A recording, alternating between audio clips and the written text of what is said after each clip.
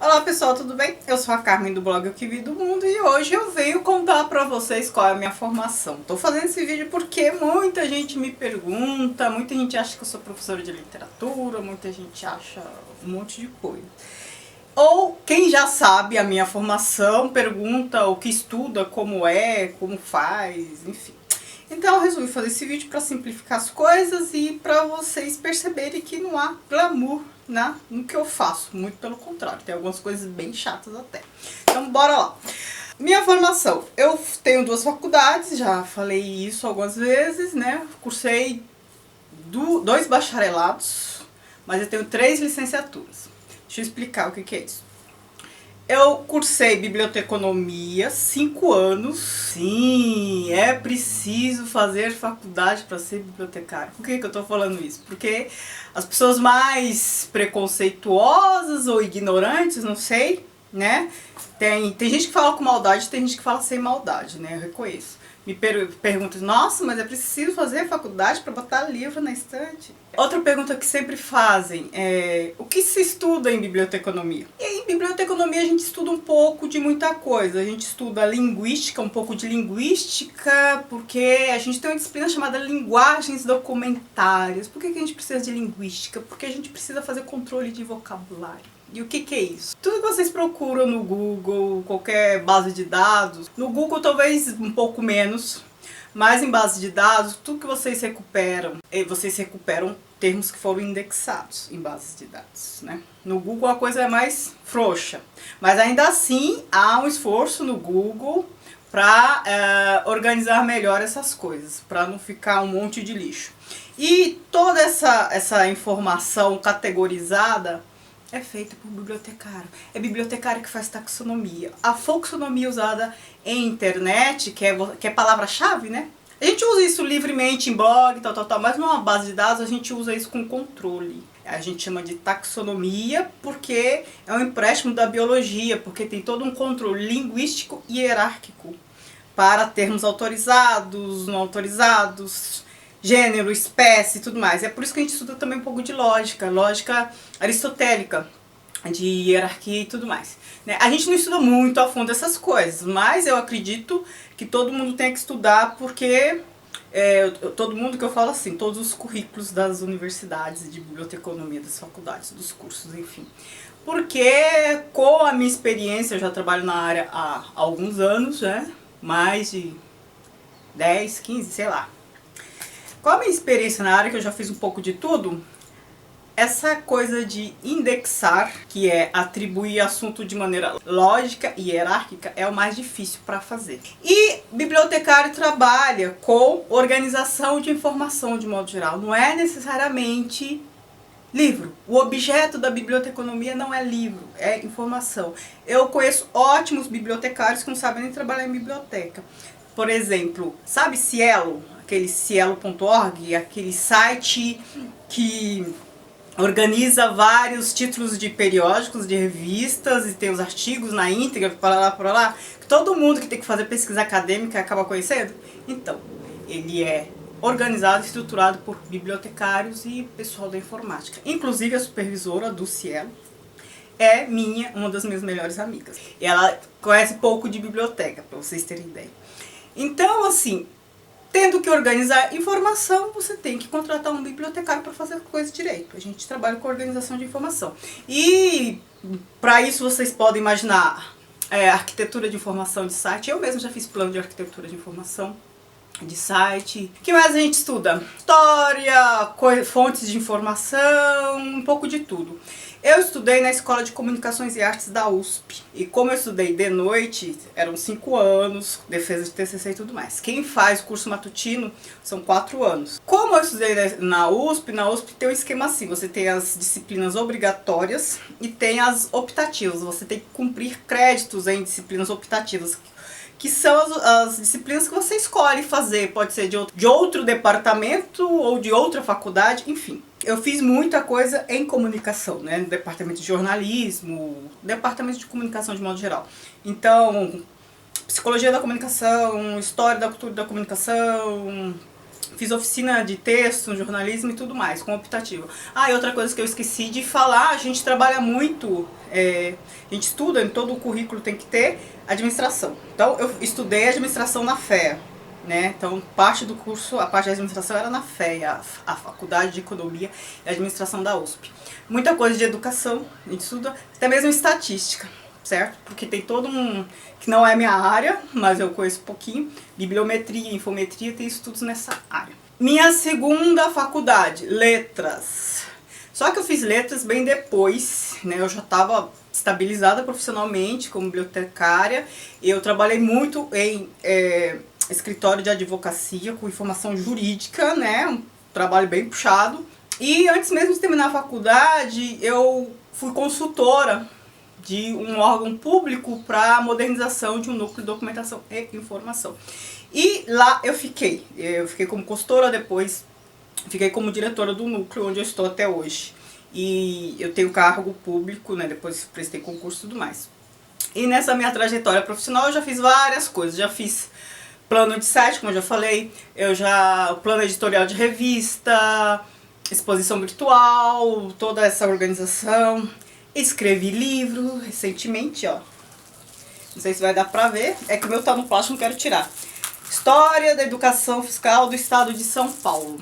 Eu usei esse tema para minha tese e é um livro institucional. Conta a história da educação fiscal desde a década de 70, 60 até os dias atuais. Todos os programas de educação fiscal, certo? Já escrevi muitos textos, artigos científicos para revista, já escrevi capítulo de livro, deixa eu mostrar aqui. Este livro tem um capítulo meu, A Construção Social do Acesso Público à Informação no Brasil, Contexto, Historicidade e Repercussão, organizado pela Maria Aparecida Moura, que é da UFMG de Minas. Vocês já perceberam que o meu tema de pesquisa, né, é informação pública. Mas para falar disso eu tenho que falar da minha pós-graduação. Eu comecei letras junto com o meu mestrado. Porque eu queria voltar para a universidade desesperadamente, como vocês sabem, quem acompanha aqui o blog sabe que eu gosto muito de estudar. Então eu comecei a trabalhar, fiz vários projetos, várias coisas, mas eu precisava voltar para a universidade. Aí pensei, vou tentar o mestrado, já tinha tentado o mestrado antes, não tinha dado certo. Vou tentar o mestrado, se não der certo de novo, vou esperar mais um ano? Não. Aí eu, junto com esse mestrado, em 2008, eu falei, vou tentar letras também, porque vai que eu passo ou em um ou em outro. Passei nos dois. E aí quis trancar letras. Não podia trancar, tinha que fazer pelo menos um ano, porque era o ciclo básico, porque lá na USP, também na USP, né? Toda a minha formação na USP. Aí o curso de letras, o primeiro ano, é assim, você faz um ano de ciclo básico com disciplinas básicas, e depois, de acordo com sua pontuação, você escolhe o que você vai estudar. Se é dupla habilitação, como foi meu caso, eu fiz português e francês, ou você faz linguística e português, ou só linguística, ou você escolhe fazer uma habilitação só, ou linguística e um outro idioma, literatura e língua de outro idioma, ou português e um outro idioma, literatura e língua, ou linguística e português. Eu escolhi, e pra noite a disciplina não, o curso mais cotado era francês.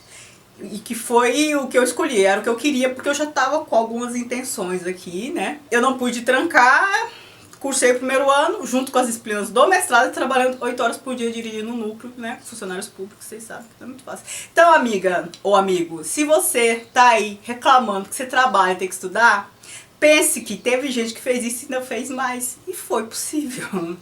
Não que eu esteja me considerando um exemplo, mas é só para vocês saberem que é possível, né? E com todas as coisas mais, vida familiar, vida social, vida, enfim, casa, tudo, né? E fiz. E aí depois que eu terminei, eu tive que fazer o primeiro ano, fiz com as disciplinas de mestrado, falei, vou trancar pra quê? Agora o mais difícil já foi, porque depois de um ano eu não tinha mais disciplina pra cursar no mestrado, e aí eu ia começar a fazer as outras coisas, as disciplinas que eu escolheria, e ia ficar mais interessante. Fui tocando as duas coisas. E o meu mestrado, eu esqueci de falar, foi na ECA, né, na minha área, que é Ciência da Informação. Mas não tinha falado de biblioteconomia? Sim, mas na pós-graduação na USP o curso é mais amplo, é ciência da informação. E ciência da informação não tem nada a ver com informática, muita gente pensa que sim. Mas ciência da informação é uma área ampla, é uma disciplina guarda-chuva, ciências sociais aplicadas, que engloba biblioteconomia, arquivologia e museologia. Então minha área de especialidade é a apropriação social da informação. Eu me especializei em informação pública. No mestrado, trabalhando sempre com mediação e apropriação. Depois no doutorado. Mas, ainda falando do mestrado, terminei em 2010 e eu tratei de lei de acesso à informação pública. Antes da lei ser publicada, a lei é de 2011, né? A lei de acesso à informação. E logo em 2010, eu defendi em agosto, dia 27 de agosto de 2010, defendi minha dissertação. Eu já ingressei no processo de doutorado. Então, passei com o mesmo orientador, que é excelente. Passei, e aí eu continuei a fazer, né, a partir de 2011, trabalhando, fazendo letras e doutorado. Aí tinha as disciplinas, doutorado e tudo mais. E aí qual era a minha intenção, né, fazer letras francês? Porque eu sabia que para o meu orientador me aceitar, e ele já tinha dito isso, como doutoranda, eu tinha que ir fazer o estágio no exterior. Ele falava que era condição importante para um pesquisador, ter interlocução com outras áreas, fora do país e tudo mais. E aí eu queria ir para a França. E eu não sabia falar nada de francês quando comecei letras, eu sabia falar abajur e vitrô. E um curso de letras não é para ensinar idioma, viu? Um curso de letras é para ensinar a ensinar o idioma. É claro que você tem aula de línguas, mas assim, fica muito aquém, né? E aí eu naquela sofrência, aí eu não tinha tempo pra fazer um curso paralelamente, porque trabalhava, fazer doutorado. E aí fui sofrendo, fui levando como dava. E toda a minha faculdade foi assim, de letras, né? Nessa sofrência. E a carga de leitura muito extensa, muito pesada. A minha grande sorte é que eu tenho facilidade para analisar textos, para analisar romance, eu sempre gostei muito. Poema também, eu analiso poema melhor do que romance até. Então, o que segurava minhas notas era isso. Eu não podia faltar porque eu não ia ter tempo de pegar, correr atrás, estudar em casa. Não, eu tinha que ir para as aulas, prestar atenção. E o que segurava minhas notas eram as análises de texto, que eu tirava 10 em tudo. Mas em outro tipo de prova, tipo, o que é isso para fulano, que eu não consigo fazer esse tipo de prova. Se perguntarem o que é isso, eu estudo, vou lá, consulto várias fontes e respondo. Agora, o que é isso? Ipsis litteris, segundo fulano Beltrano, como teve prova lá que pergunta. Eu não sei fazer esse tipo de prova, não tenho mais idade para essas coisas, sabe? E aí eu ia bem nas análises e, enfim. E tive uma média ponderada acima de 8 para quem trabalha, para quem fez mestrado, doutorado, tá excelente. Terminei letras em 2012, tava fazendo doutorado ainda, né, que são 4 anos. 2013... eu fui pra França pra ficar 6 meses apenas, porque como eu trabalho, pedi um afastamento, podia ficar muito tempo porque tinha um núcleo pra tomar conta, né? E aí fiquei 6 meses na França, foi aí que eu criei o blog, né? Por quê? Porque eu queria contar, mostrar tudo que eu tava vendo lá. Eu fiquei em Paris e a minha tese também era sobre apropriação social da informação pública, só que com a temática na área fiscal, de educação fiscal, tava estudando outras coisas. E eu fiz o estágio na Sorbonne. Veja como eu sou metida, veja como minha vida não é fácil. E fiz estágio na Sorbonne, criei o blog pra isso. E aí eu queria conhecer a Europa, né? A primeira vez que eu fui pra Europa, e aí eu viajava demais, porque eu fui com bolsa da CAPES, fui com afastamento, me considero afastamento remunerado, porque eu tava pesquisando educação fiscal. Então tinha parte do meu salário, né, descontava alguma coisa, e a bolsa. Então viajei Europa quase toda, a parte ocidental pelo menos. E o meu azar é que o meu orientador de lá, excelente, eu tinha 2 orientadores assim super exigentes, o daqui, mas excelentes, e o de lá. E ele era excelente, mas assim, me deu uma carga de trabalho, uma tese de 500 páginas para ler, eu tive que fazer paper, tive que apresentar. E eu só me dei bem lá, assim, sem grandes problemas, por quê? Porque eu era formada em letras e fiz comunicação.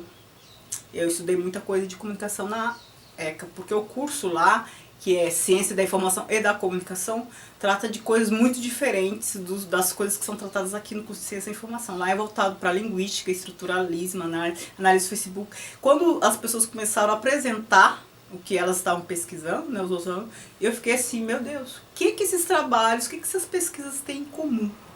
Eu não consegui identificar nada. Então, se eu tivesse estudado, feito linguística, estudado essas coisas, feito letras, eu ia boiar totalmente, porque não tem nada a ver com o conteúdo ministrado aqui em Ciência da Informação, né? Mas me ajudou muito. E aí eu viajava de trem, de avião, eu via viajando, né? Deem uma olhada no meu blog, vocês vão ver todos os países da Europa por onde eu passei. E eu viajava lendo texto, escrevendo texto no trem, no avião, eu levava o notebook e fazia, mas fiz tudo, cumpri. Aí voltei em 2014, terminei minha tese, defendi em 2015. E agora tô dando aula só em faculdade, né, na faculdade privada. E aí o que mais eu faço? Eu dou aula, já dei aula onde eu trabalho, porque eu trabalho numa escola de formação também de servidores, né, para servidor público. Então lá eu fiz o manual de redação oficial do órgão, né, todos usam. Eu fiz manual de redação, apostila de redação e argumentação, já dei aula disso lá, né, para os funcionários. Mais recentemente, eu escrevi o livro da história da educação fiscal que eu acabei de mostrar para vocês. Aí tem alguns artigos publicados, tem outros já para publicar, e aí eu tô fazendo isso. Paralelamente, ano passado eu comecei a dar aula de português para refugiados, para uma ONG.